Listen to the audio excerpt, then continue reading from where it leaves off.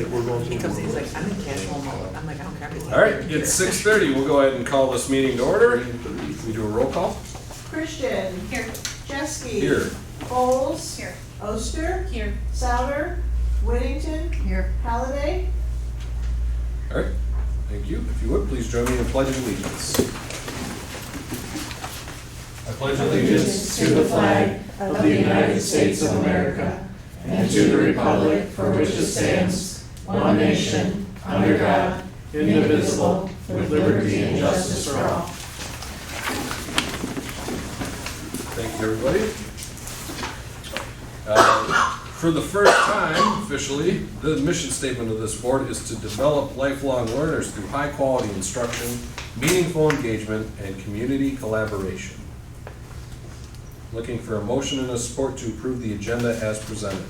I'll make the motion. I'll support. All right, motion by Christian, supported by Whittington. Any discussion? All those in favor of the raised right hand, aye? Aye. Motion carries 5-0. That brings us to presentation of the 2024-2025 budget amendments.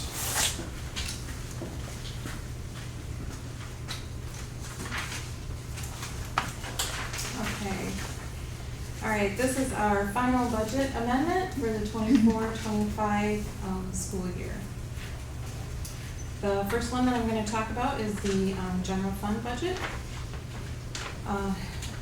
Just to go over, our revenues include both grant and non-grant sources. As you can see in the non-grant and grant sources up there. I have the asterisk next to the ESSER 3. This will be the last year that grant funds are available. On the next slide here, our overall revenue is projected to be up over $176,000 from our budget amendment presented in April. As you can see, our local expenses are up around $63,000. The state is up $66,000. Federal is down around $88,000, and other is up over $134,000, giving us the total of $176,529. On the next page, I'm just going to go over some of the changes since our last amendment. On the local side, our revenues are up due to payments received for delinquent taxes from the counties. On the state side, revenues are up due to our 35J Literacy Improvement Grant. Federal is up, federal is down due to some title grant expenses that we just had to move to July and August, just because we weren't going to be getting the things in time to count them for June. So we will still be getting those funds, it'll just be moved to next school year. Under other, our revenues up are due to interest payments on our general fund. On the expenditure side, our overall expenditures are projected to be up $145,000 from the 24-25 budget amendment. As you can see on the sources, under instruction, we're up slight $91,000, down in supporting services, up in administration, up in operations, up slightly in transportation and other support. Community services is down.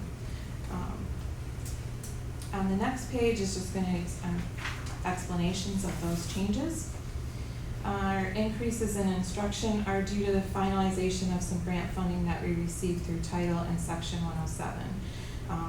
Those funds weren't finalized in our last budget presentation.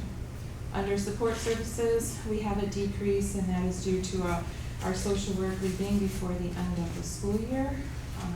And under general administration, we had an slight increase due to some cost of benefits. Under operations, we have an increase due to some contracted services and equipment. Under transportation, we have an increase due to some benefits. And under their central support, IT and athletics, we had an increase due to some software purchases, ref pay, and entry fees. So in summary, for our 24-25 budget, we're going to have revenues of $18,102,746.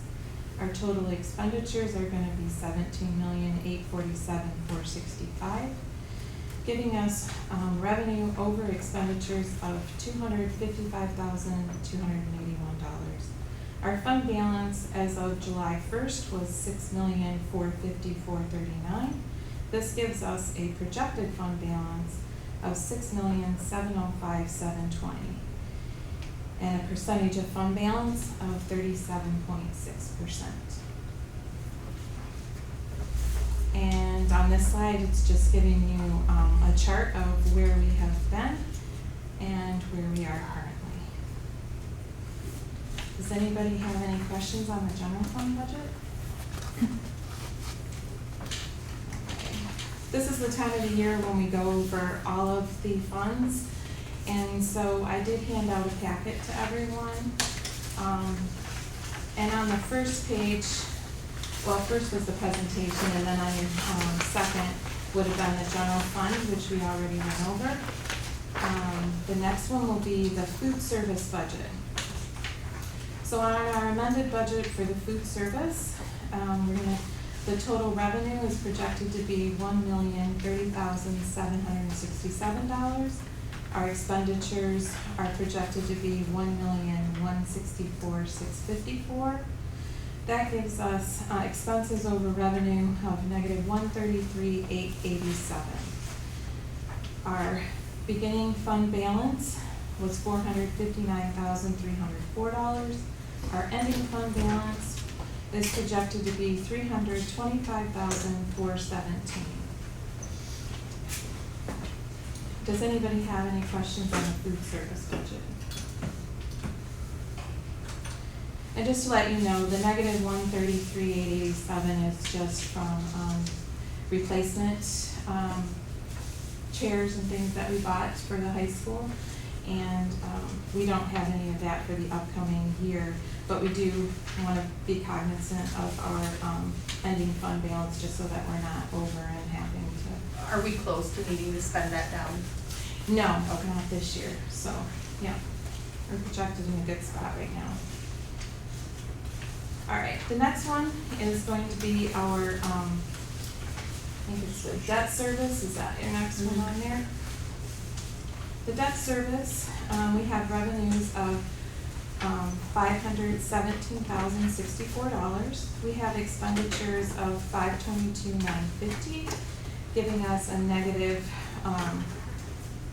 expenditures over revenue of $5,886. Our beginning fund balance was $349,575. That gives us an ending fund balance projected at $343,689. And as we're paying off this debt, we want to make sure that we're not over collecting. So that's why you see the negative balance there. Okay, the next one would be our capital projects fund. And for our amended budget, our total revenue is $838,000. Our expenditures this year are projected at $140,000. So revenue over expenses of $698,000. Our beginning fund balance was $505,618. Leaves us with an estimated ending fund balance of $1,203,618. Does anybody have any questions on the capital projects account? Okay. Last but not least is our student activity budget. And we have an estimate of revenues of $215,100 and expenses of $230,000.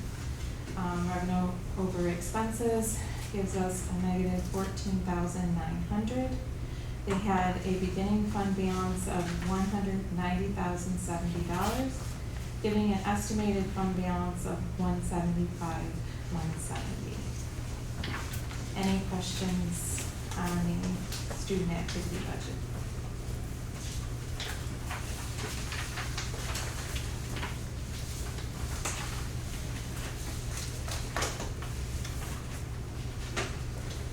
All right, moving along, we're going to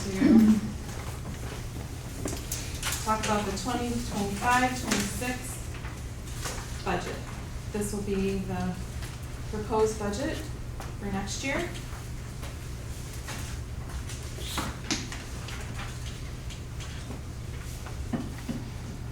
Okay, so the first slide here is on our student enrollment.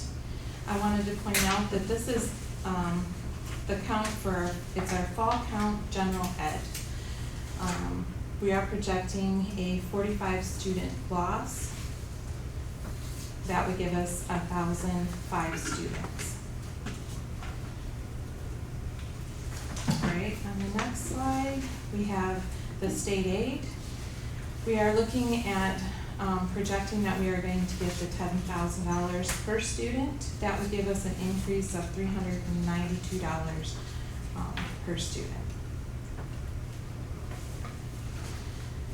On the next slide, this is our revenues, just listing again the grant and non-grant funding.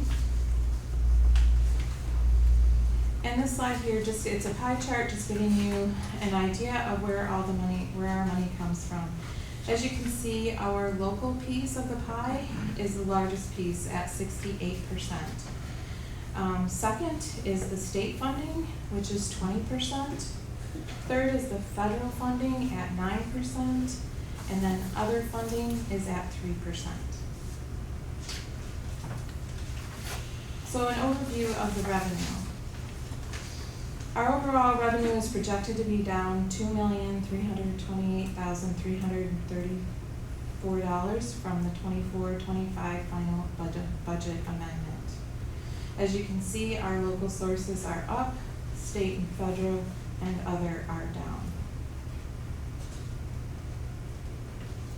So the revenue changes compared to last year's budget. Our local revenues are up due to our increased in taxable values. Our state revenues are down due to student loss and removal of some categoricals.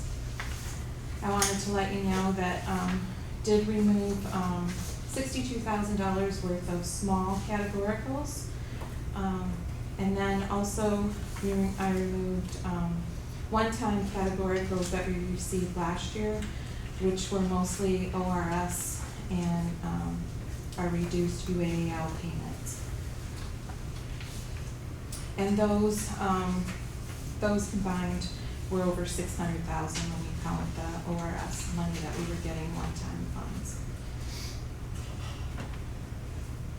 So on the federal side, our revenues have decreased due to the completion of the ESSER III grant. And our other revenues are down due to me conservative budgeting when it comes to investment, interest on our investments.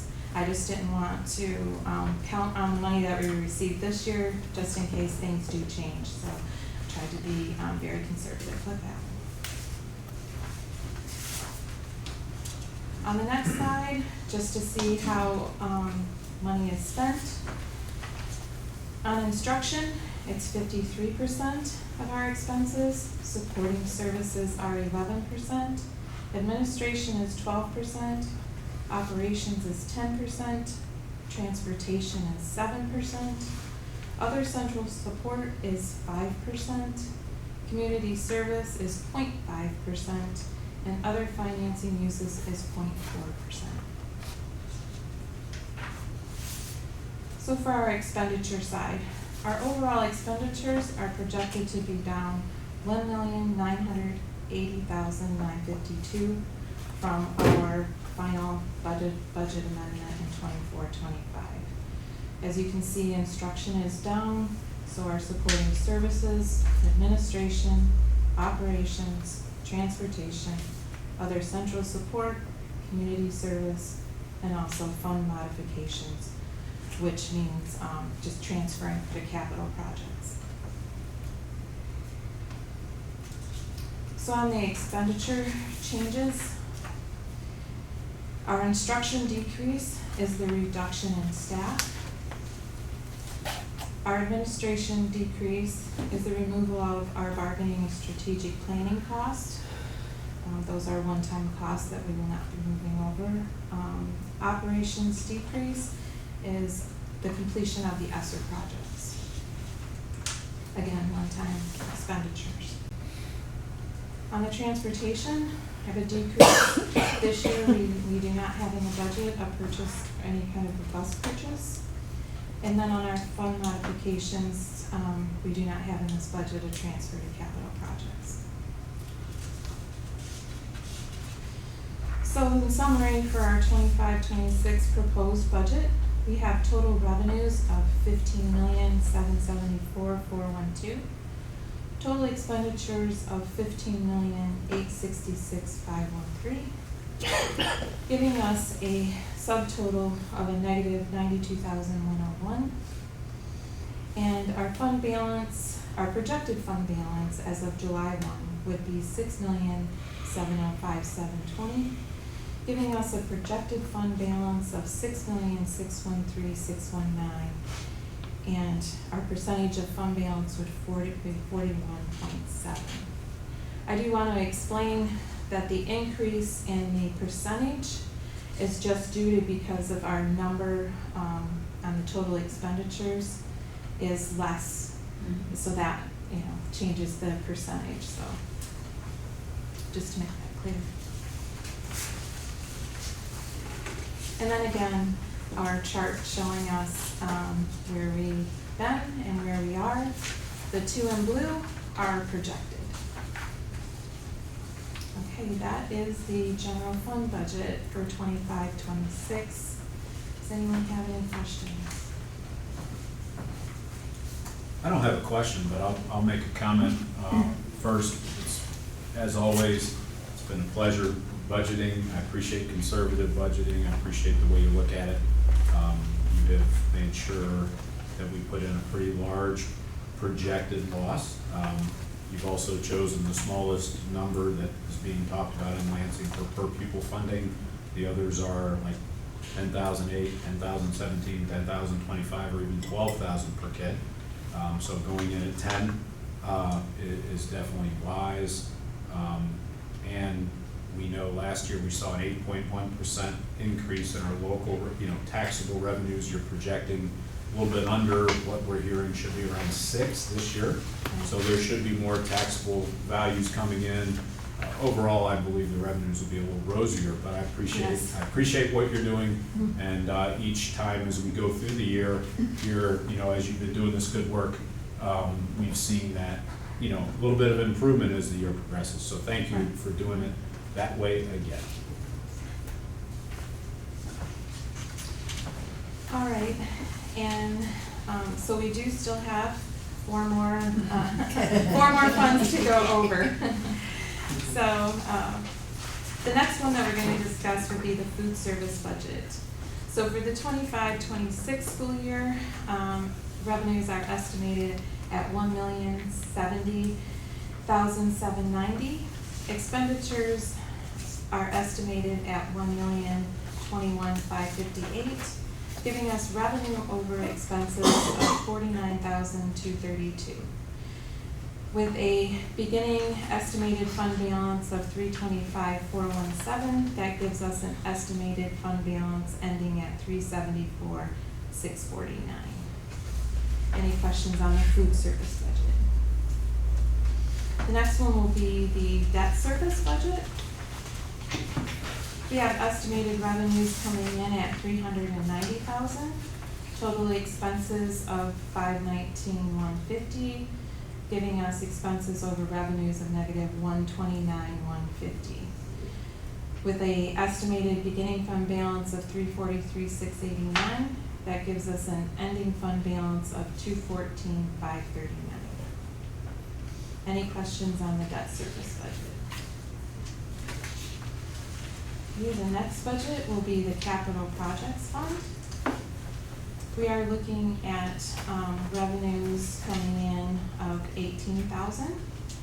We're looking at expenditures of $324,500, giving us expenses over revenue of a negative $306,500. with a estimated beginning fund balance of $1,203,618. That gives us an estimated ending fund balance of $897,118. Any questions on the capital projects fund?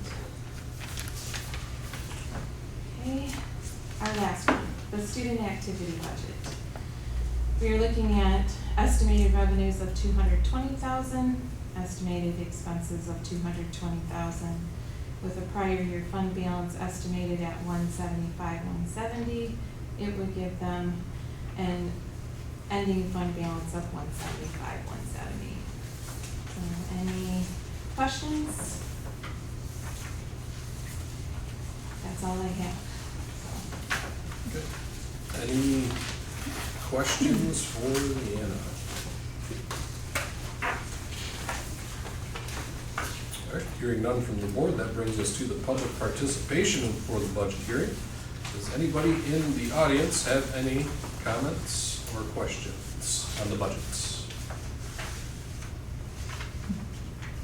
Going once, going twice. Continuing forward, we will call to order the work session meeting at 6:51. Would also like to make note in the minutes that Palladay made it at 6:37. Looking for a motion and a support to approve the consent agenda as presented. I'll make that motion. I'll support. Motion by Whittington, supported by Oster. Any discussion? All those in favor with the raise your hand, aye? Aye? Aye. Right, motion carries 6-0, thank you.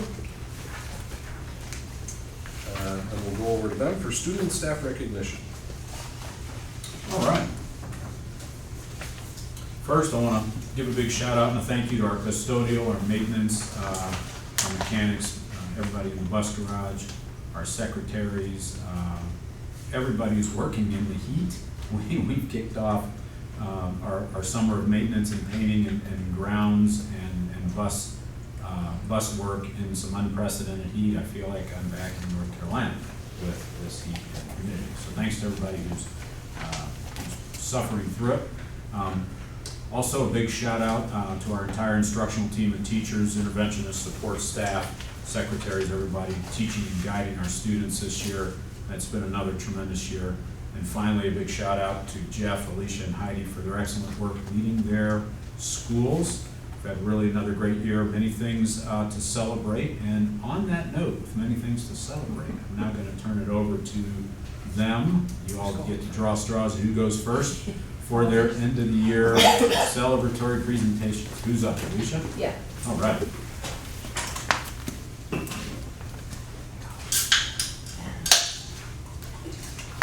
Oh, I can go there. I was saying your podium got a recharge. Sorry, I stink a little bit over here. Got a little something. So that 90-degree weather. Yeah, it's brutal. It's brutal.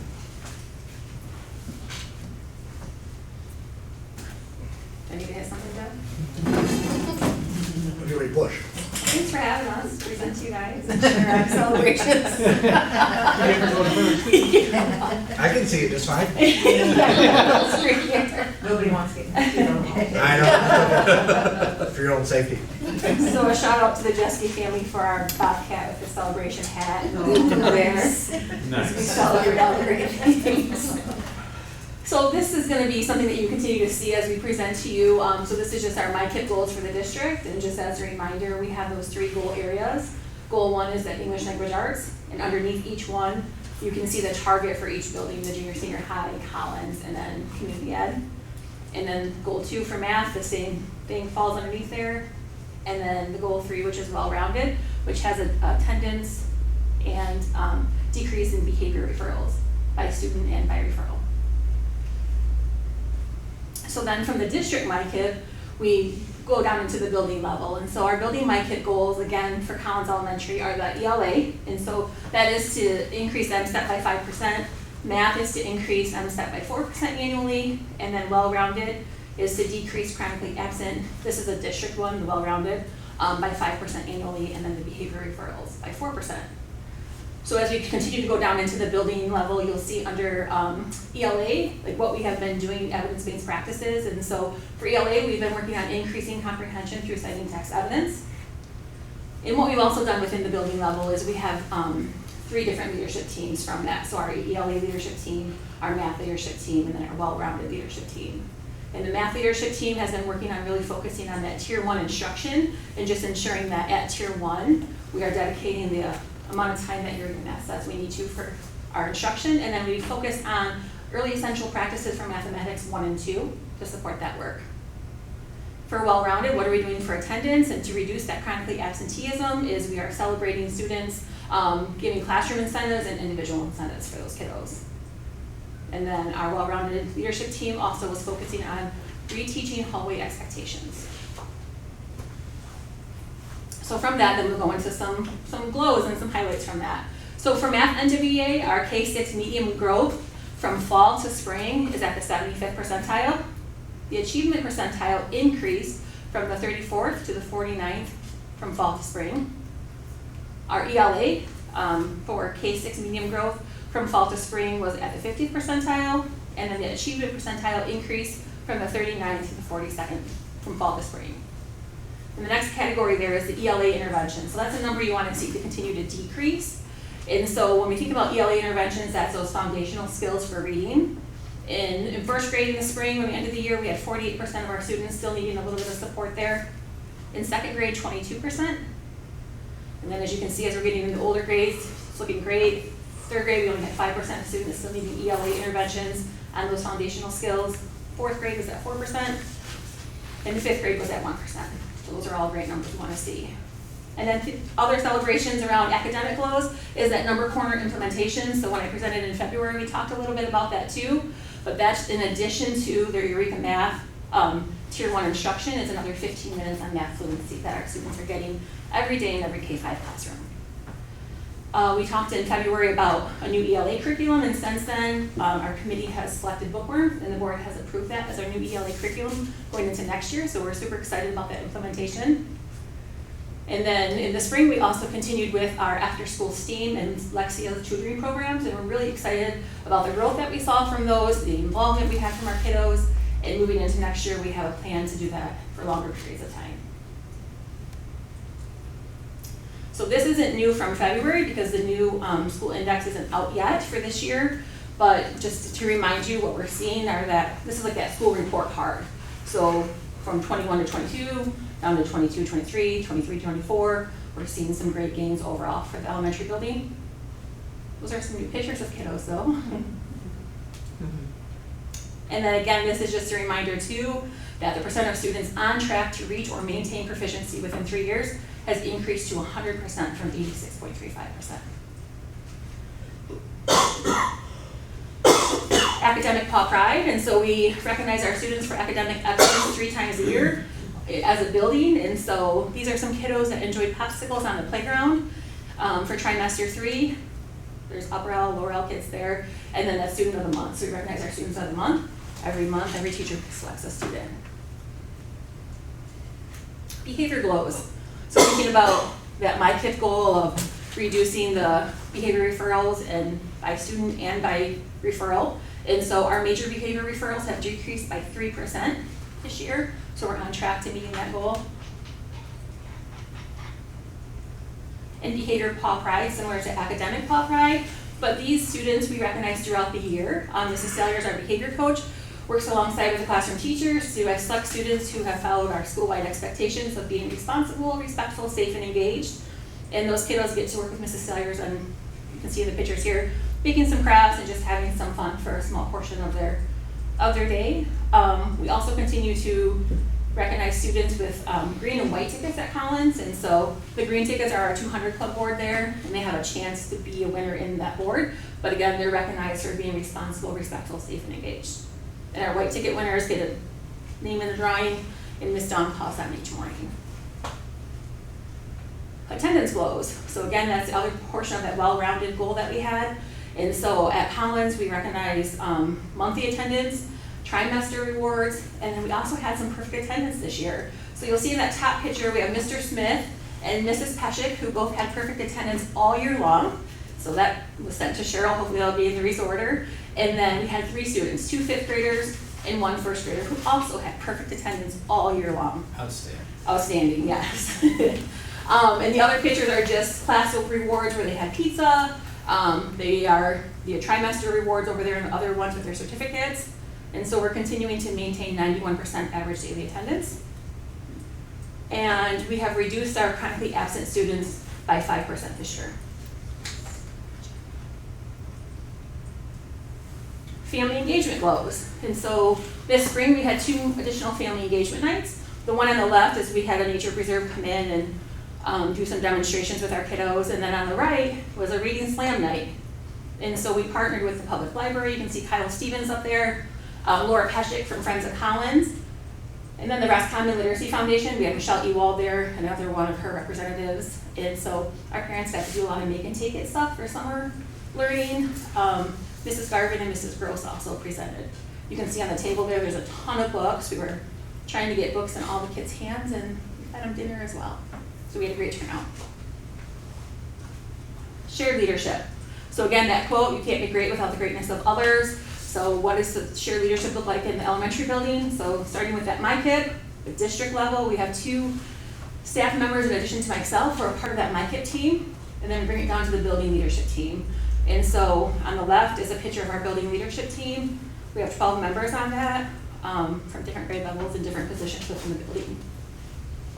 And then from there we have, and that team meets every other Friday at 7 a.m. So if anybody ever wants to join us, you're always welcome to. Then we have PLCs. Our PLCs are our grade level teams that meet bi-weekly during the day, and that is led by our instructional coach and our Title I teachers there, and then I join all of those as well.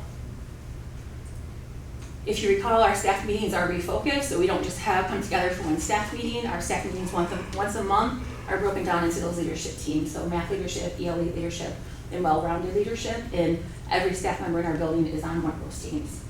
And they continue to meet and make a plan.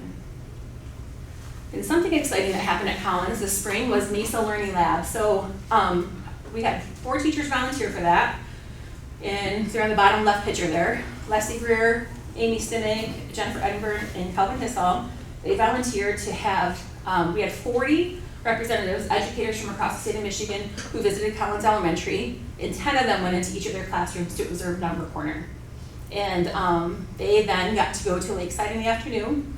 They didn't realize they were going to be debriefing in this way, but there was lots of educators there, and they were asked some questions and got to take part in that learning lab. And so they all said it was a great experience, but it was an honor to welcome all 40 of those educators into our building.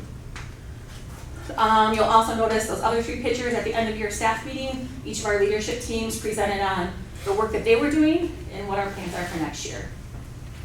And in the top right, you'll see that was all of us today. We had our building leadership team along with a couple grade level chairs at Collins Elementary all day today. We were learning teachers as facilitators. It was a professional learning today and tomorrow.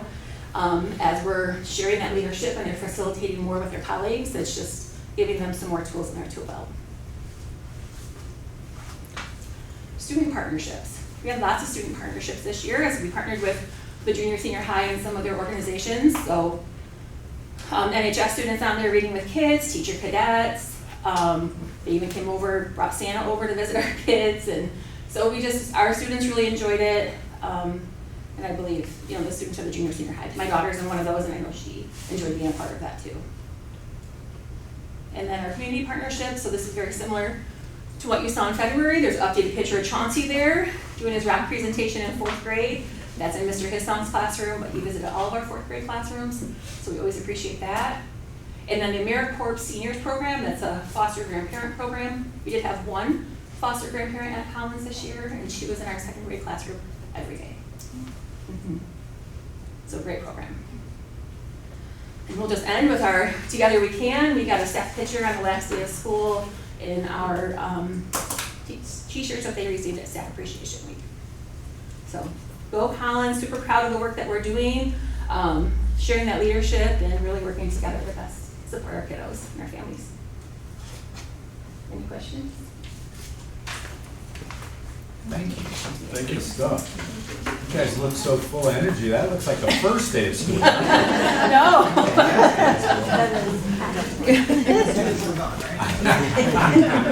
That helped. Yep. We will jump into how the junior senior high went for 24-25. We're pretty excited when we look at our academic performance and school improvement. When we look at our 9th, 10th, and 11th grade scores, green would be we are exceeding the national norm average for the NWA scores from that. So you'll see in those 6 cohorts a jump in score, but then also recognizing that that score means that we are exceeding the national norm average. In the 8th grade, you did see an improvement, but we would be within the error margin. That's why I have it as yellow. So we're within the error margin of the national norm average, but a little bit below it. However, we did like the jumps that we made there. For our 7th grade, we just put our end score because, so previously I've done fall to spring scoring, but as we've kind of transitioned, we moved from a spring to spring. And so this is the baseline data for when I give you our update to see where we fall next winter. We're pretty happy with our 7th grade and their general data, but as we talked, we're kind of moving to that SATP, SAT, MSET data as our focus. And so at some point we had to put that hard stop, but 7th grade data looked good too, from fall to spring this year. We were pretty pleased. Really, we were thrilled with the 7th grade disciplinary data. It's very cool watching them, how they ended up interacting with the building over the course of the year. And we're excited to watch them kind of grow and morph. I don't want to miss this. If you look at our 10th grade scores, our 10th grade class, I would say has been much maligned at times when we've talked about data in these meetings. And as they're heading into their junior year, into their SAT year, they are exceeding the NWA national norm averages in both areas. And if you would have told me that was going to happen back in their 7th grade year, I would not have believed you. And I say that with a little bit of humor, but I'm so proud of that group of kids. And it hasn't just been in the classroom, they're turning into leaders within our building. We talked about this a little bit at the award ceremony that we had. Chad and I have moved away. There always was a turnaround award that we would give for the student that made the biggest growth and change from the time they entered high school to the time they left. And we're like, it's just supposed to be high school. That's the point. That's not supposed to be an award. That's supposed to be what they're doing. The 10th grade class is a testament to that, the maturation process. And so I just, I don't ever want to not give them their shout out for that. But I also want to make sure that we're calling out our 9th graders. That crew, if you look at their data compared to national norm averages, basically on any test, they're just crushing it. It's an awesome group, and we're hoping if we can see the same growth in that 9th grade crew all the way through that we've seen with like a 10th grade crew, it has a chance to be some pretty special data for us. So very cool. I want to give this guy over here a huge shout out. If you look at our behavior data and what has happened with it over the course of the last few years, Chad and the SAT team, they've just done amazing work. So if you look at major referrals, so these are usually things leading to like suspensions and stuff. In a 2-year window, we've cut those by 100 and by 25 students, which is just a massive decline. If you look at tardies, it's almost not believable. Like, I reprinted that report about 6 times because I'm like, there's no way I messed up the parameters or something. No, it was true. I had everybody else run the report too.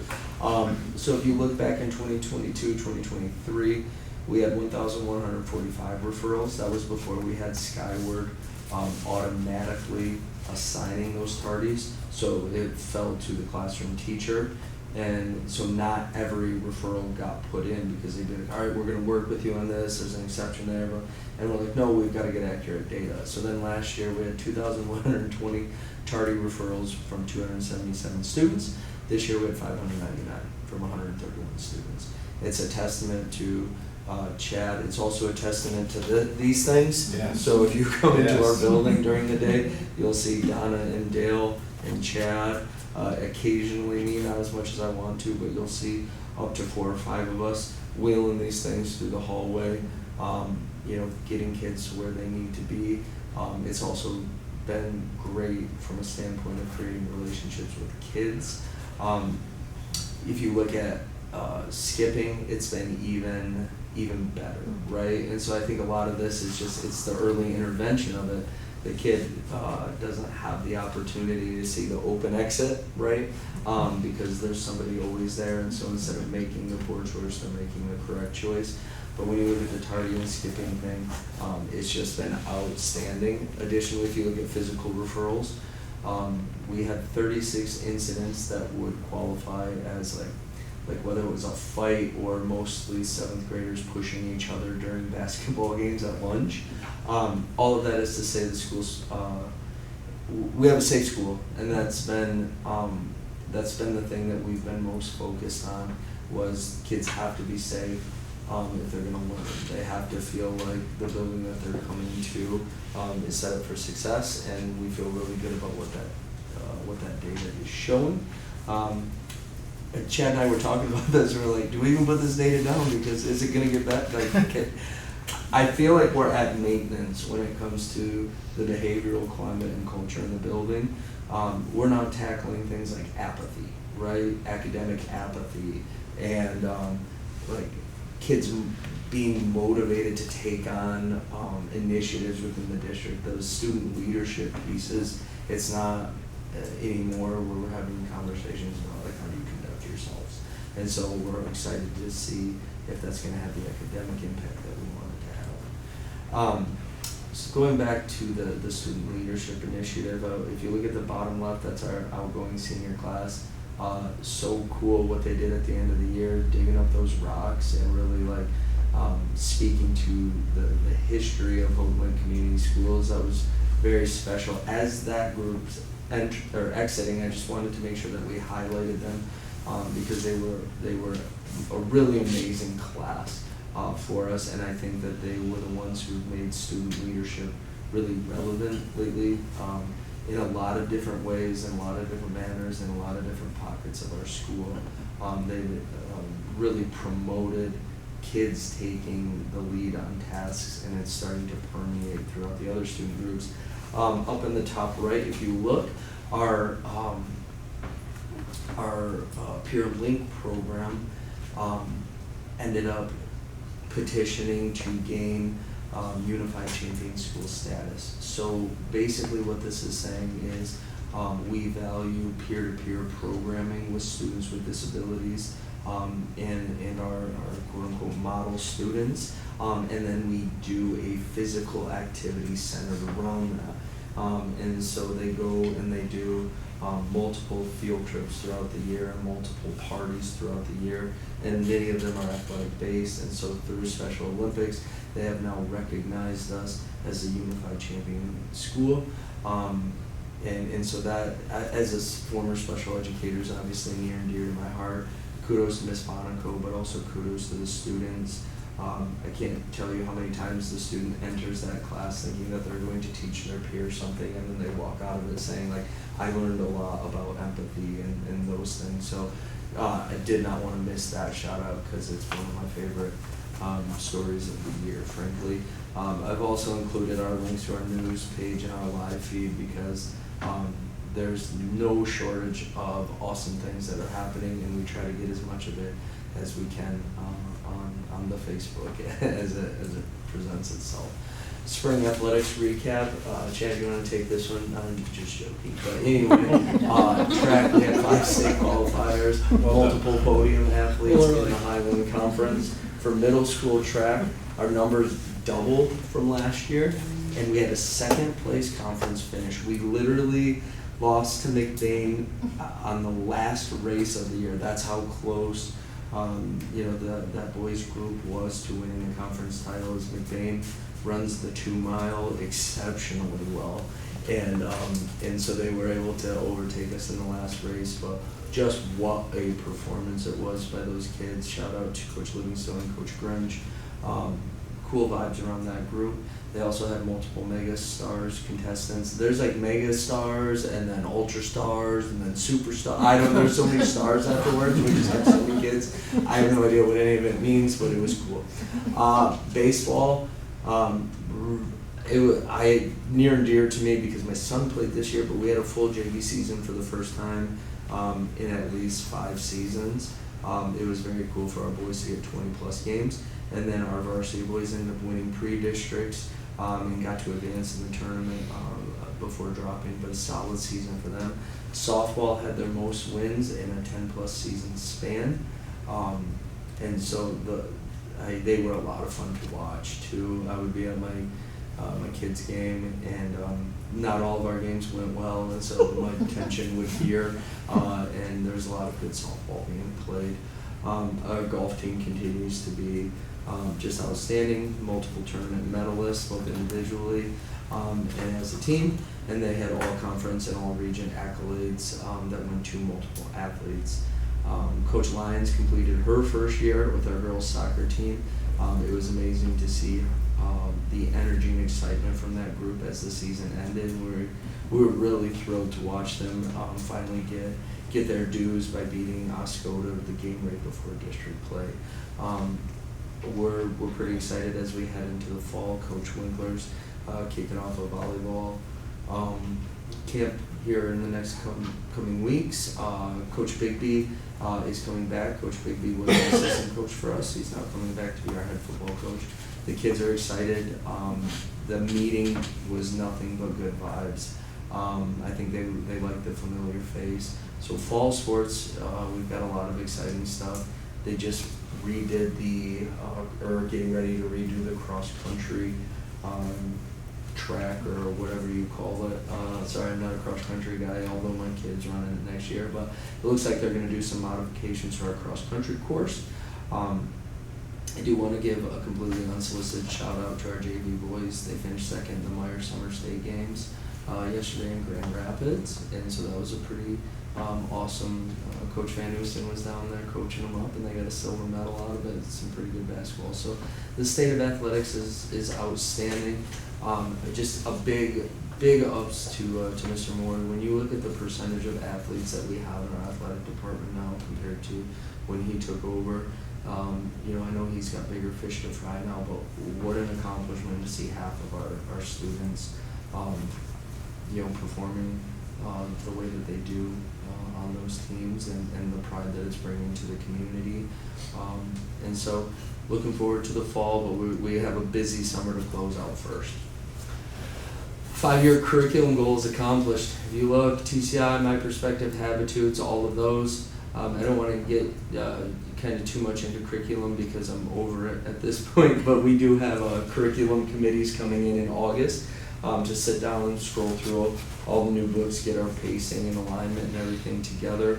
But just a huge thank you from us. You've given us the resources. It's our job to use them now, right? And that's all we can ask for. I think that when we look at our school index score, we can say that we're doing good things with the resources that you're giving us, but that school index score doesn't do what it's doing without you guys making that commitment to us. So this was a massive goal of mine, and for you guys to help make that happen with us, and for all of the teachers who I reviewed the final curricular proposal. This was all done within departments.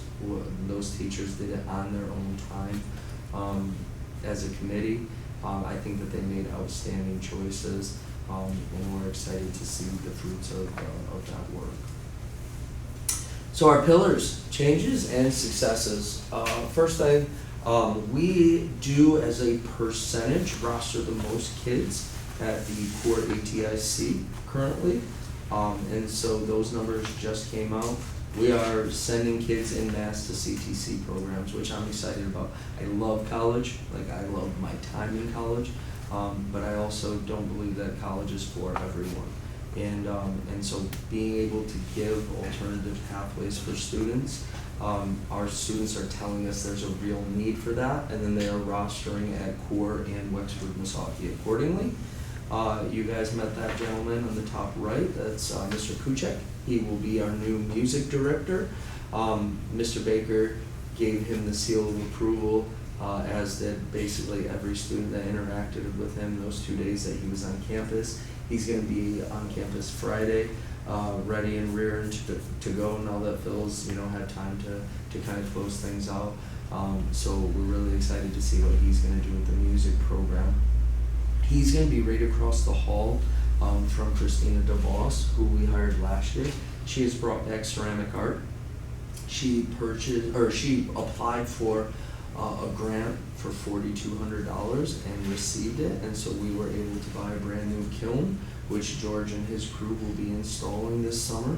And so next year, when we have our June meeting, we'll be talking about how we're getting ready to change our art offerings from, it's currently Art 1, 2, 3, and it's going to be changed to the specific type of art that will be the focus of that class.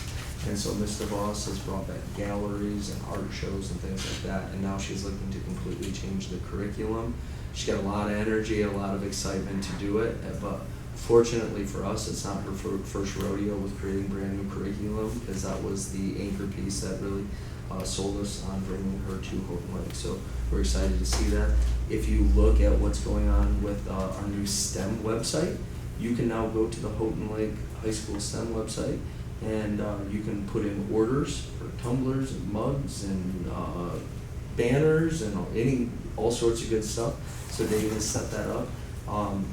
Our STEM lab continues to be a point of pride, but Dave does not want to rest on that, and so creating some revenue streams to make sure that we're always at the forefront of STEM lab offerings was his focus.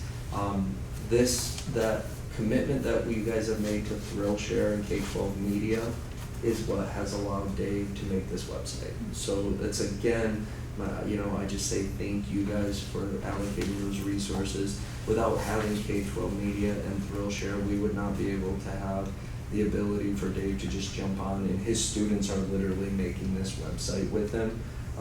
It's just cool stuff, so again, thank you for that. Student leadership. I'm not gonna get choked up like we did at awards night, but if you were at awards night, pretty big moment. That guy on the left is Anthony Rupito. He's a magician. He came to us because we had a student who faced tremendous loss, and then advocated to bring a speaker who would speak on suicide prevention and awareness. Because of her advocacy, we found a grant through Joe Jean Thompson, and we were able to bring Anthony. Kids seemed to really like and enjoy his show, but the message was even bigger. The fact that it was brought to you 100% by student advocacy was what pulls at my heartstrings a little bit. That's big time stuff. The top right picture, as you see, that's our National Honor Society, National Junior Honor Society group. Those are just the current members. All of the inductees were in the crowd. It's a massive group of prospective student leaders. They're not there yet, but they've shown a willingness to want to do it. And then if you look at the bottom, that's our Student Senate crew, along with the representatives of Student Senate. So not only do we have our officers, but we have now representatives that sit in the meetings, because we're trying to cultivate future leaders, right, and create competition. It's a bummer sometimes when you get up and one person gives a speech for the position. We're trying to get 3 or 4 different kids to really challenge each other. The theory that the cream rises to the top and all that good stuff. And so we're excited to see that group as large as it is. So to summarize this, we're really proud of where we're at. We've tried to keep a growth mindset though. I'm unbelievably proud of the work that we have done. But as we've really talked, do you want to talk about a 5-year plan, or you want to talk about phases? We do feel like we're ready to transition.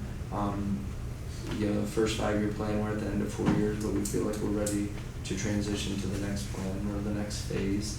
And that starts with the student leadership and the focus on academic intentionality, and really taking aim at some of those test scores. I feel like if you walk in, and I'm just one data point, but the students the students seem to be echoing it when you walk into our building. Like, it's a good place to be. You feel welcome, you feel invited. But now the outcomes that we get from it are what we're focused on, and really pushing kids, having the AP classes come back like we have this year coming up, continuing to push our dual enrollment. Sounds like we're going to make, have some conversations about valedictorians and salutatorians, so creating that internal competition and making academics take the next step now that they've met the expectations behaviorally. That's where we're looking to go. I'm excited because I believe that we're going to accomplish those things. But I want you guys to both know that these 4 years have been absolutely amazing. I'm so proud. I'm also I had this unease, right? Because it's like, all right, next step. Now we got to get going again, and so you just feel like you're back at the bottom of the hill because you're now trying to take the next peak. But that's an exciting feeling because it's what keeps us motivated. So nothing but good vibes right now, but lots of just nervous energy, ready to get the next year going to see if the process and procedures are going to continue to bear fruit. Any questions for me? Awesome. Thanks, guys. Thanks, Jeff. Thank you.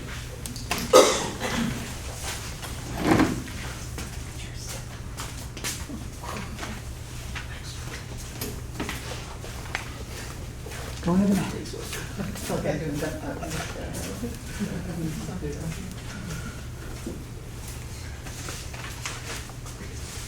Thanks, Tom. So this is our new logo, part of that 107A grant that we received. We hired a marketing person, her name's Chalet, and she created a logo. So our staff got together and gave her some ideas and she created it. So we got some shirts made and things, so you'll see that around, and it's also on a billboard and things that some of you may have seen in the community. But I'm just gonna go through some data because I know you guys have things to do. So this is just our trend data over the years. 24, 25 on the bottom. For fall count, we had 102. Spring count, our final count was 105.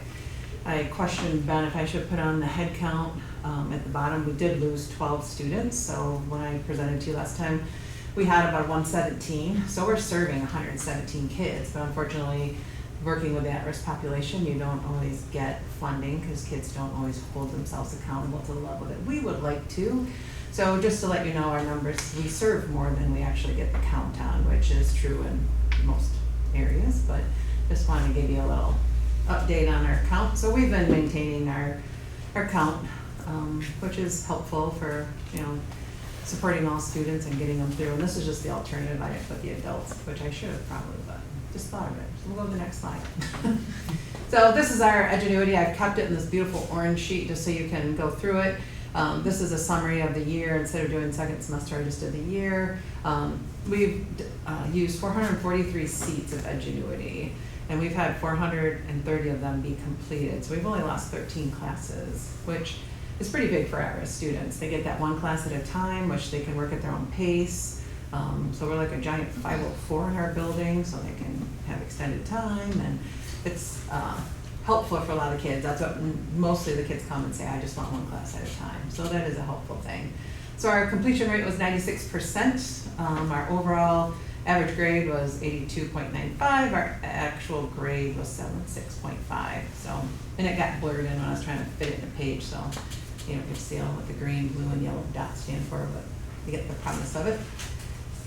I'm going to skip for this a second. I want to go here, and I didn't put them in order as I thought about this. So one thing, we have a small staff. A lot of kids don't come in, but our staff are always working on multiple tasks. So Jeremy Ryan and now Kevin Marshall are working on this, and I want to give a huge shout out to them. We add classes, and we give kids 3 weeks to complete their first class. So if they do 7% a day, they should finish the class in 3 weeks. So if they're not doing about 7%, after we have 2 weeks to drop a class. So Chauncey comes in, he's motivated, he's gonna work, and he's at 6% after a first week. We will drop that class, and then Chauncey calls, where's my class? Where have you been? You're not working. So what we've been doing, so this points out that we've had 172 drop classes in Grace, which means we don't have to pay for them. We pay $250 a class, so that saved us $43,000 by their diligence on paying attention to that. And every Friday is drop day, and we have these, what do we do? So it is a lot of effort that goes in, even though we may not have a lot of kids in the building, there's always constant things happening. So if you ever want to come and visit and look at our multiple spreadsheets like everyone has, it's the best way for us to track that. So going back to Connie, Connie Klein worked with us and then moved to Wisconsin in like the cheese state, so she came back. She was hired in as a part-time adult ed. I had a position posted for almost a year, couldn't get a part-time position. So then I met with Leanne, and her magical money ways created some funds through At Risk for us to use. So we hired Connie, so she's a part-time adult ed teacher, part-time career navigator. And this is just growing leaps and bounds. Her schedule's kind of unique, so, and I have it listed, not that you guys are overly interested, but it's just interesting to see where she's at. So on Monday morning, she goes to jail. She's in Crawford. She's there from 8 to 11, and then when she gets out of jail, she goes to Michigan Works in Grayling, and we've built a great relationship, and we get referrals from them, and it's just been a fabulous partnership. On Tuesday morning, she gets up and goes to jail again, and she goes to Roscommon County Jail. And then when she's done, a new collaboration that we started, we met with Kirtland staff, and now she goes to Kirtland campus, and we offer adult ed classes there. So that's been a huge aspect for kids to be able to go there and be comfortable going to the campus, and she gives them a tour, and they've given her own office, and I shouldn't say it out loud, but she can make as many copies as she wanted for free, and they're not charging us for a space right now, so it's amazing. So we're up there, and she does go like on Thursday or Fridays, and they can work on kids' schedules, so it's been really helpful. And then she's in the building on Thursdays and Fridays, and she's working with kids doing career navigating. She just wrote her first grant, and I was telling Ben about it today. It's called a BOLD grant, and this BOLD grant we got $5,000 for one, and then we got another FAFSA Frenzy grant. And I'm sure we're gonna get it, because everyone that applied, I think is gonna get it, because not a lot of people applied at the end of the school year during crazy time.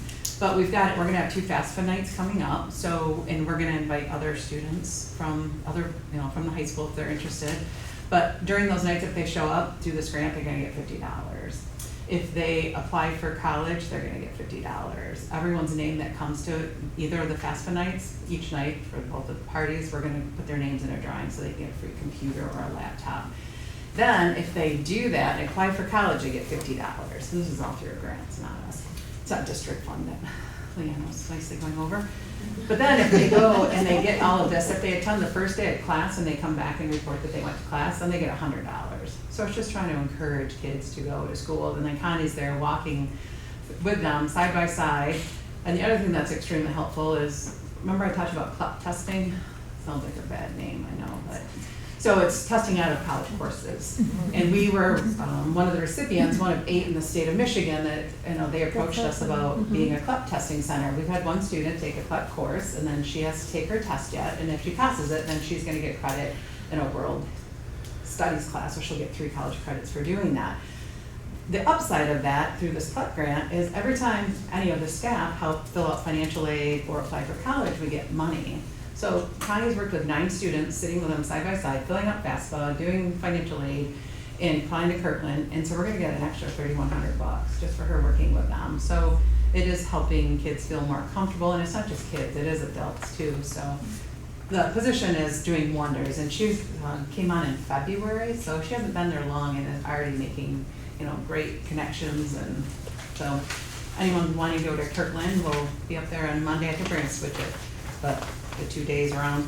They want us more, but we just can't. We don't have enough people quite yet to send them up there. So this is her and her partnerships. She's meeting kids up there. There's a graduate that went up there, 2 graduates on the top that were there, 3 actually, 4. Well, everyone on that page is a graduate. How's that for excitement? Even us on the bottom right, that's us with Kirtland. But so it's just interesting. She goes up there, takes pictures, shows the kids around. It's just great. I don't know if you guys have not been to the campus, but it's a nice campus for students to go to.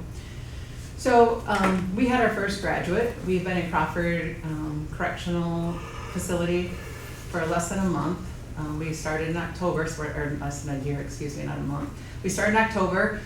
We had our first graduate, so they asked us what are we gonna do? We worked on getting in there for over a year, and then we had our first graduate, and he's like, so what are you doing for him? And I'm like, really? You're gonna let us do a party? So we got 2 dozen cupcakes, went in, Warren is our graduate, that's a sheriff there. I invited everyone, I know you were so busy. Mark was able to go, Kelly was coming till she got called in last minute. I'm like, Kelly, you wanna go to jail with me? But you guys were all invited. Ben was out of town, he had to go out of state, so we had a party. It was interesting, we walked in and it was the sheriff, the undersheriff, everyone up there. The undersheriff actually was taking a picture, but the jail administrator was there. And we walk in and there's 2 other inmates in orange, kind of funnier, sitting in orange. And I'm like, who's this? And he's like, these are my roommates. And he invited his roommates. He was allowed to bring his roommates to his graduation party. And so that was fun. And we brought cupcakes and he let them go outside.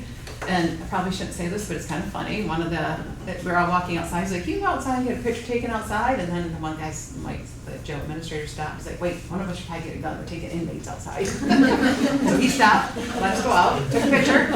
So then we didn't want to go back in and get our pictures, eat cupcakes. So it was like his birthday party. The jail administrator let him hand out cupcakes to anyone he wanted in the jail. So he was making friends. So it was an exciting day. So that was our first one. We did have a graduate in Roscommon County. We've not been able to get in there to do a celebration party, but Graydon graduated on April 15th. So I did crop the picture out when you see him at school, so it's not in the full orange. Kids wouldn't know that, but sharing here, thought you guys would enjoy the full-fledged. So we are making progress in reaching students. So we're trying to reduce recidivism, obviously, trying to get kids not to go back and get them an education so that they have skills when they get out. Hopefully that will get them in the right direction. So that is a helpful thing, which goes to the funding that we're coming. I talked to you guys about the 1.2 million that we got as a region. Through that, we've received, we're working on creating a literacy, which there is literacy here, but more towards the adult ed component and helping students. We've got marketing, we've got student retention specialists. We just applied for another $500,000. Through that, I was trying to take the Career Navigator funds out of at-risk and put it in this grant. We have another year remaining on that. So, and we're also looking at getting Origin tablets, which they have tablets that are locked down for the correctional facility. It helps reduce, so it does social emotional. They have a section on reducing recidivism that's also educational. There's career navigating in them. They're locked down, so we're looking at trying to get those. We're trying to get TVs in our entryway. So we just get together and like, what is your dream wish list? And we write it in, and so far we've been getting it. It's kind of fun. So, and then the other grants that we've received this year is the CLEP Testing Center, and then like I said, we get that $100 for student aid, $250 if they pass that, if they pass their CLEP and enroll in post-secondary, and then those 2 grants I was telling you about, paying kids to get through school. Our billboard is up. This is outside of Mayo. Connie was coming back from the Mayo Michigan Works that she goes to on Wednesdays, and she saw it, so she had to pull over and get out and take a picture. So that's an actual one outside of Mayo. They've just relocated them, so they've just done the monthly shift, so you'll see them. The newer ones too, which I didn't put a picture because I just had this lovely one that she took on a sunny day. They're making the globe smaller and all of our logos larger on the newer billboards. So there was one outside in Alpena, if anyone goes over that way, there's one, a newer one up. So, and that was part of that 107A grant as well, all the billboards. This is Chalet, the marketing person I was talking about. Connie, Chalet, and I, we went to a job fair up in Grayling at Michigan Works. And it's just fun to go around. I will give a shout out to our previous social worker. She is extremely artistic. If anyone didn't know that, she helped create that board with Crystal. Crystal's like, I look like a little kid standing next to our young lady. I always call her F-Bomber. It's the name we've called her. What's her name? Scarlett. Yeah, opening day. She left an impression on me for the rest of my life, I swear. So yes, she left. Sad to say, she was a wonderful asset to our district. This is the RCCF grant that I wrote. We received $4,500 to take kids to a Tigers game if they, as an incentive trip for passing classes. I should have written down how many students we took. I didn't go because unfortunately the day we scheduled this was golf regionals, and my son's a senior, so I was on the fence, but I sent the staff and went to golf regionals, so guys didn't make it to state, they were getting there. So they had a great turnout, kids had a great time, the weather was nice, no one caught a ball, but they did have fun, stopped for dinner on the way home, had lunch there. Oh my gosh, what was the number? I had it written down. I think there's 21 kids that went, and only 2 kids had been there previously, and then we had some staff that went, so never been there. We had kids like never been on a charter bus, they didn't know that there's bathrooms on buses, they want to know why the district doesn't get those kind of buses. I'm glad I missed that whole conversation, but this was Staff Appreciation Week. Like I was showing you, we had the logo on our cups, and the board was there. We had the newest little Bobcat sitting there that came with us, and just the local businesses. We did ours the week after, because the week of the Staff Appreciation Week, we have 4 people out. So you only have 7 staff. It's hard to do Staff Appreciation Week, so we do it the week after. Gives the businesses a little bit of a recoup before we hit them up for the next line of that. But we appreciate the boards coming down and doing breakfast, and Paula and Brian were down there with us, and that was enjoyable to have the support from you guys as well. Thank you. This was a Northeast Consortium Michigan Works Career Quest. We took some students up there on May 16th in Gaylord. They had a great time sitting up there in the different programs, and Zach wants to go and be a phlebotomist, so he was excited to talk to Munson, and Dalton wants to be a crane operator, so it's kind of a good thing all the way around. This is our graduation. Thank you for everyone for coming that was there. We had 34 graduates at graduation officially. We had gentleman finished in jail, then we had another one finished today, so we're up to 36, which I didn't finish the update the last page. So we're getting there. This is our board in our building, so 36 graduates to date, 2 more since graduation, so we just take pictures of them. You can see how we kind of cropped out the kid in the orange so he doesn't look so, like, yeah, isolated and focused out. That's just a zoom in picture of everyone. I appreciate everyone coming. Kids are happy to be done and moving on and making great life decisions. And then I talked to Ben about putting this in. So I had Lynette call around and find out. I'm always curious how many kids are graduating at the local school district. So this was from office secretary to office secretary. So I'm going with it's accurate, right? So I didn't want to sign my name and put it in blood. But Charlton Eston, when we called, they ended up graduating 59. Roscommon graduated 46. Houghton Lake High School, we got 66, and we were at 35, now we're at 36. So technically, it's 207. So we're at 49 point something % that we have graduated through Houghton Lake Community Schools out of Roscommon County. So it is impressive with all the supports and things that are going on, like Alicia brought up at Collins, and all the wonderful things at the junior senior high. So we're doing some things at our end too. I mean, we're halfway to, we're only 10 kids behind Roscommon at our little building. So there are good things going on. So thanks for all of your support, which I think is on the next thing. Great things are happening at HLCE, and we appreciate it. And it's also Houghton Lake Community Schools, not just our building. So thank you for your continued support. So any questions? I'm just focused on Chauncey's orange. I'm thinking jail. Hopefully I never have to wear jail orange. Hopefully I never do. Hopefully I never do. If I do, I'll call you. You're already educated. Here's my first call. You don't have any insight there.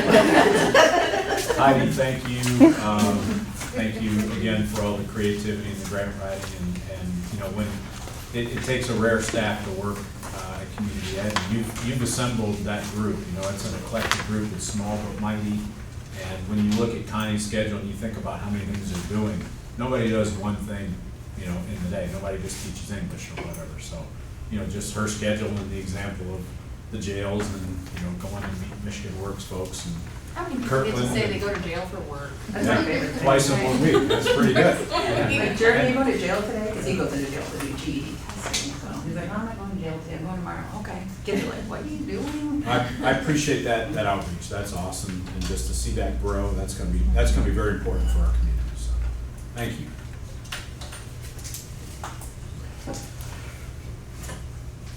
All right, I believe that brings us to public comments. Are there any public comments out there in the audience this evening? Go ahead, Colleen. I work in Collins Elementary office, and I'm blown away by all of the other stuff that happens around me that I don't have a clue on. It was really, I'm really glad I came today because that was amazing to hear all that stuff, like kilns. We have a kiln coming, and we have a knitting thing, and just the stuff that we're doing at Collins. I know the community just has no clue. I didn't have a clue. So thank you, everyone. All right, anybody else? She really wants to come up, rock presentation is what she's telling me.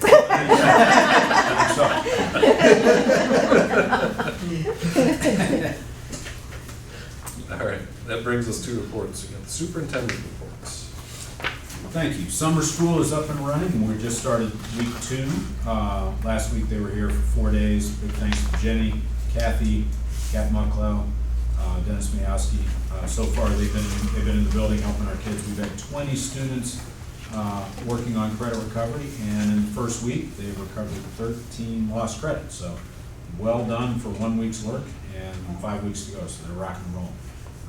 Summer meals announcement, I sent something out today, I think it went out at 4:30 to our school community regarding starting this Thursday. Summer meals are available for all of our kids. Parents pick these meals up between 12 and 3 behind Collins Elementary in the bus parking lot. Students can get up to a 7-day meal pack, which is 2 meals a day, 7 days, 14 meals.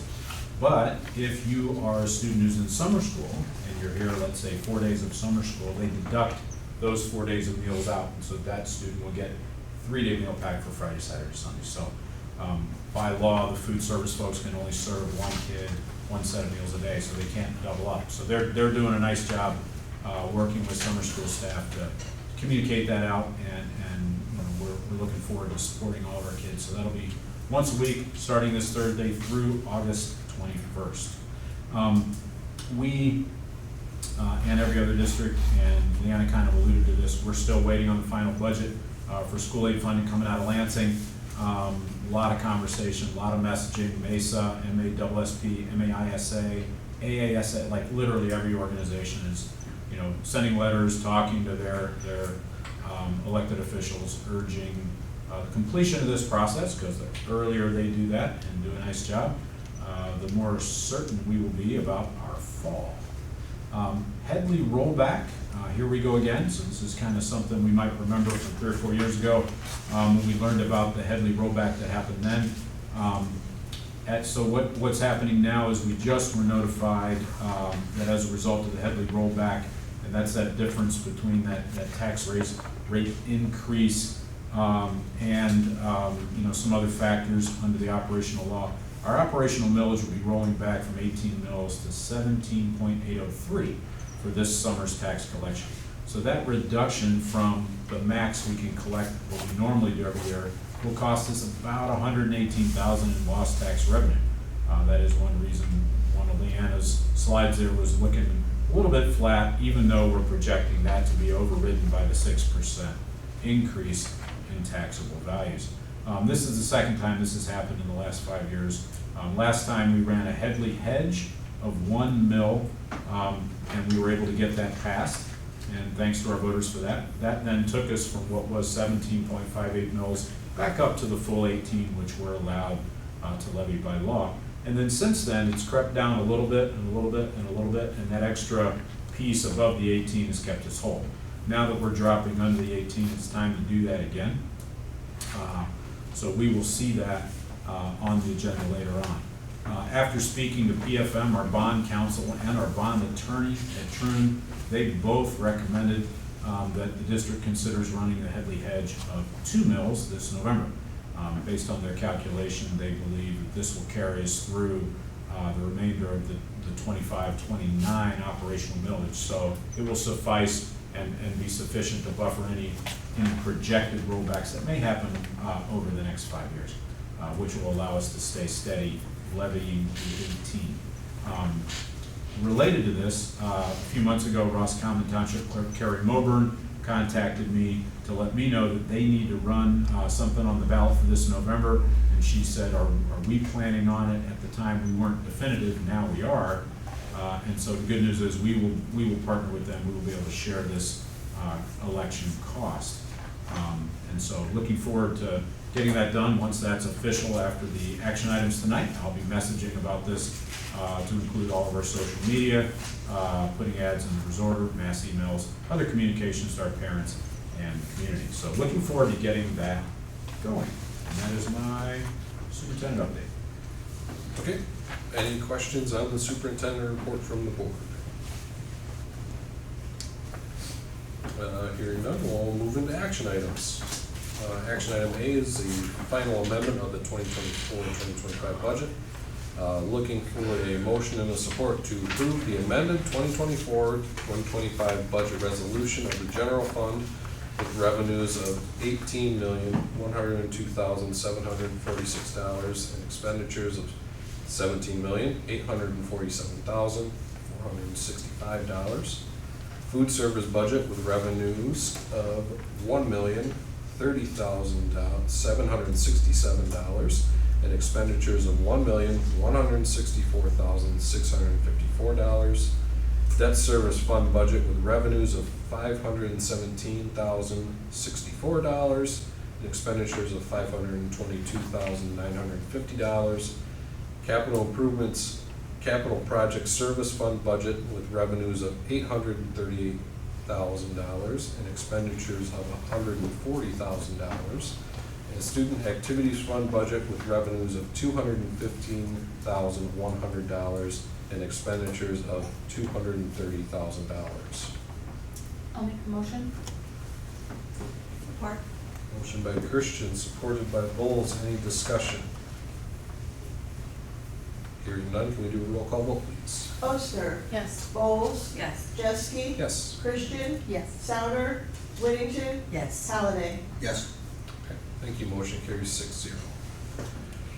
Looking for a motion and support to approve the General Appropriations Act resolution and approval of the general fund budget, the food services budget, debt services budget, capital projects fund budget, and the school activity fund budget for the 2025-2026 fiscal year as presented.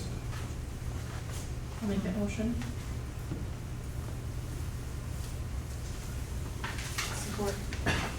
Motion by Oster, supported by Christian. Any discussion? Hearing none, can we do a roll call vote, please? Christian, Yes. Chesky. Yes. Bowles, Yes. Oster, Yes. Souter, Whittington. Yes. Halliday. Yes. Okay, thank you. Motion carries 6-0. Action item C, looking for a motion and support to approve the 2025 to 2028 superintendent contract for Ben Williams. Salary for 2025-2026 is $135,200 out of the general fund. I'll make the motion. I'll support. Motion by Christian, supported by Halliday. Any discussion? Hearing none, can we do a roll call vote? Halliday, Yes. Whittington. Yes. Souter, Oster, Yes. Bowles. Yes. Chesky. Yes. Christian. Yes. Thank you. Motion carries 6-0. Looking for a motion and a support to approve the 2025-2027 Finance Director contract for Leanna Hartman. Salary for 2025-2026 is $92,724. Make that motion. I'll support. Motion by Oster, supported by Christian. Any discussion? Hearing none, can we do a roll call vote? Whittington. Yes. Halliday, Yes. Oster, Yes. Bowles. Yes. Chesky. Yes. Christian, Yes. Souter. All right, thank you. Motion carries 6-0.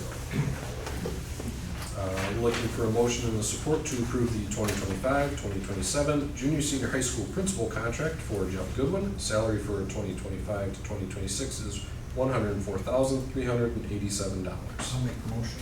I'll support. Motion by Halliday, supported by Oster. Only discussion I have is that it's paid out of the general fund. Let's say that. Any other discussion? Hearing none, can we do a roll call vote? Bowles. Yes. Oster. Yes. Halliday. Yes. Whittington. Yes. Souter, Christian, Yes. Chesky. Yes. Thank you. Motion carries 6-0.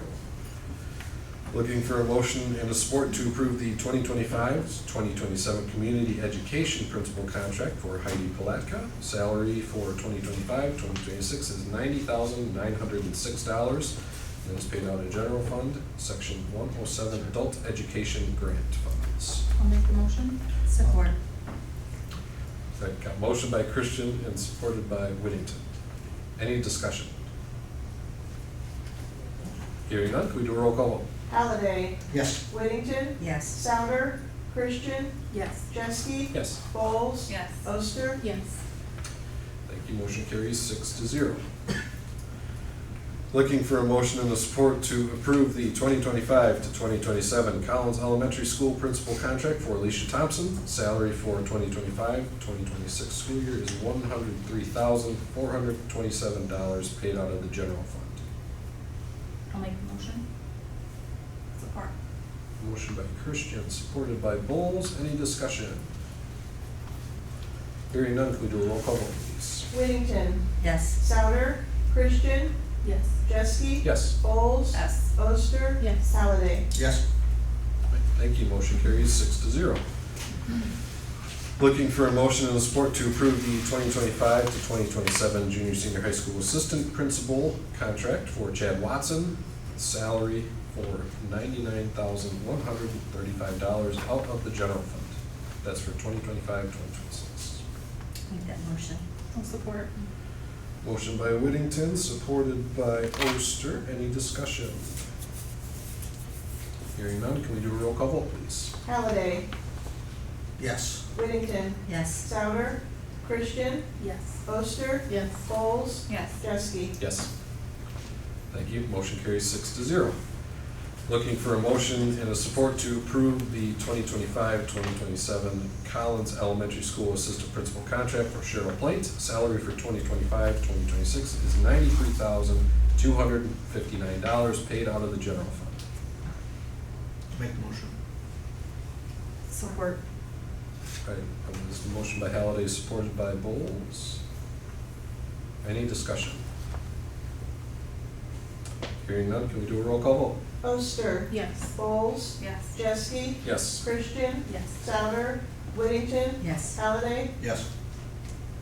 Thank you, motion carries 6-0. Looking for a motion and a support to approve the 2025 to 2027 Transportation Director Contract for Karen Wyrock. Salary for 2025-2026 is $61,429 paid out of the general fund. I'll make the motion. Motion by Christian and support to Halliday. Any discussion? Hearing none, can we do a roll call vote? Bowles. Yes. Jeske. Yes. Christian, Yes. Souter, Whittington, Yes. Halliday, Yes. Oster. Yes. All right, thank you. Motion carries 6-0. Looking for a motion and a support to approve the 2025 to 2027 Operations Director Contract for George Rieger. Salary for 2025-2026, $70,470 paid out of the general fund. I'll make that motion. Support. Motion by Halliday, supported by Christian. Any discussion? Hearing none, can we do a roll call vote, please? Jeske. Yes. Bowles. Yes. Oster. Yes. Christian, Yes. Souter, Whittington, Yes. Halliday. Yes. All right, thank you. Motion carries 6-0. Looking for a motion and a support to approve the 2025-2027 Technology Director Contract for Eric Sawicki. Salary for 2025-2026 is $84,057 paid out of the general fund. Make the motion. Support. Motion by Whittington, supported by Bowles. Any discussion? Hearing none, can we do a roll call vote? Christian, Yes. Jeske, Yes. Bowles, Yes. Oster, Yes. Halliday, Yes. Whittington, Yes. Souter. All right, motion carries 6-0, thank you. Motion to approve the 2025 to 2027 Student Support Specialist Contract for Brooke Souter. Salary for 2025-2026 is $46,588.63, and that is paid out of title and at-risk funding. I'll make the motion. Support. Motion by Christian, was that supported by Bowles? Excuse me. Whittington, okay, sorry. Supported by Whittington. Any discussion? Hearing none, can we do a roll call vote? Bowles, Yes. Oster, Yes. Halliday, Yes. Whittington, Yes. Souter, Christian, Yes. Jeske. Yes. Motion carries 6-0. Looking for a motion and support to approve the 2025 to 2027 Student Support Network Coordinator contract for Ashley Jeske. Salary for 2025-2026 is $55,679.90. That is paid out of title and at-risk funding. Make the motion. I'll support. Motion by Whittington, supported by Oster. Any discussion? Hearing none, can we do roll call vote? Bowles, Yes. Oster, Yes. Halliday, Yes. Whittington, Yes. Souter, Christian, Yes. Jeske, Abstain. So motion carries 5 in favor and 1 abstain. Looking for a motion and a support to approve the 2025 to 2026 non-affiliated wage scale. I'll make the motion. Support. Motion by Christian, supported by Whittington. Any discussion? Could we do a roll call vote? Jeske, Abstain? Bowles, Yes. Oster, Yes. Christian, Yes. Souter, Whittington, Yes. Halliday, Yes. All right, thank you. Motion carries 5 in favor, 1 abstain. Looking for a motion to adopt resolution for a special election in November 2025. I'll make the motion. I'll support. Motion by Christian, supported by Halliday. Any discussion? Hearing none, can we do a roll call vote? Oster, Yes. Halliday, Yes. Whittington, Yes. Souter, Christian, Yes. Jeske, Yes. Bowles, Yes. Thank you. Motion carries 6-0.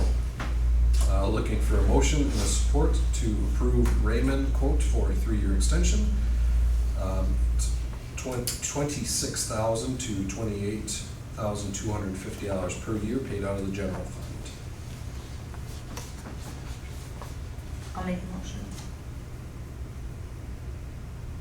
I'll support it. Ben, you want to speak to this one at all? Or? Yeah, so we've been working with Raymond now for a few years. They've done a nice job for us. We went out to bid. We did get some other quotes from another vendor who also works with districts in the area. That quote was significantly higher than Raymond, so we feel good bringing this quote back to you. It seems to be market-wise in the area, and they're very thorough. Doug Dieter certainly and his team have worked with us a little bit on the price. They've offered kind of a hybrid with some face-to-face and some remote. Now that they know Leanna, they know the good work she does, we can share some files remotely, and that cuts down on the cost of them driving up here for 5 or 6 or 7 days. And so this seems to be a good price in this market. All right, any other discussion from the board? Hearing none, can you do a roll call vote? Whittington, Yes. Halliday, Yes. Oster, Yes. Bowles, Yes. Jeske, Yes. Christian, Yes. Souter, All right, motion carries 6-0, thank you. Looking for a motion and a support to approve Visual Edge IT contract renewal. That is $2,808.11 per month paid out of the general fund. Make the motion.